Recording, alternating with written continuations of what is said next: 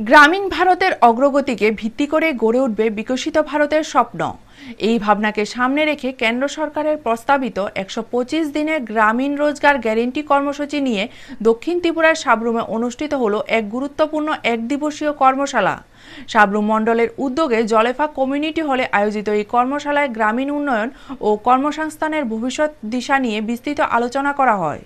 কর্মশালায় উপস্থিত ছিলেন দক্ষিণ পিলাক জেলার ভারতীয় জনতা পার্টির সভাপতি দীপায়ন চৌধুরী, সাব্রুম মণ্ডল সভাপতি গৌতম ত্রিপুরা সহ দলের বিভিন্ন স্তরের নেতৃত্ব ও কর্মীবৃন্দ। আলোচনায় গ্রামীণ রোজগার সৃষ্টি, আত্মনির্ভর ভারত গঠন এবং স্থানীয় স্তরে উন্নয়নের নানা দিক গুরুত্ব সহকারে তুলে ধরা হয়। বক্তারা জানান, এই নতুন কর্মসূচির মাধ্যমে গ্রামীণ এলাকার যুবক ও যুবতীদের জন্য নিশ্চিত কর্মসংস্থানের সুযোগ তৈরি হবে, ফলে গ্রামীণ অর্থনীতি শক্তিশালী হবে।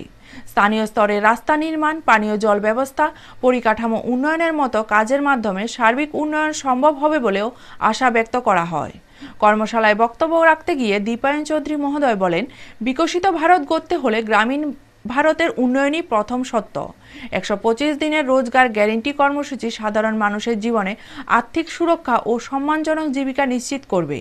এছাড়াও কর্মশালায় অংশগ্রহণকারী কর্মীরা কর্মসূচি বাস্তবায়নের কৌশল, স্বচ্ছতা বজায় রাখা এবং প্রকল্পের সুফল সাধারণ মানুষদের দোরগোড়ায় পৌঁছে দেওয়ার বিষয়ে মত বিনিময় করেন। সার্বিকভাবে এই কর্মশালা গ্রামীণ উন্নয়নকে কেন্দ্র করে সরকারের নতুন উদ্যোগ সম্পর্কে কর্মী ও সাধারণ মানুষের মধ্যে সচেতনতা বৃদ্ধিতে গুরুত্বপূর্ণ ভূমিকা পালন করেছে বলে মত প্রকাশ করেন উপস্থিত নেতৃত্বরা। ব্যুরো রিপোর্ট, নিউজ তৎকাল 24। বিকশিত ভারত যে রাজ্যে দিন 2025কে কেন্দ্র করে যে এক দিবসীয় সম্মেলন, এই সম্মেলনে আমাদের কাছে উপস্থিত রয়েছে দক্ষিণ জেলার সভাপতি তথা শ্রদ্ধেয় দীপায়ন চৌধুরী মহোদয়, উপস্থিত রয়েছেন দক্ষিণ জেলার সম্পাদক শ্রদ্ধেয় তাপস মহোদয়, আমাদের মধ্যে উপস্থিত রয়েছে দক্ষিণ জেলার জনজাতি মোর্চার সভাপতি, ত্রিপুরা প্রদেশ কিষাণ মোর্চার প্রাক্তন সহসভাপতি প্রত্যুষ নাথ মহোদয়,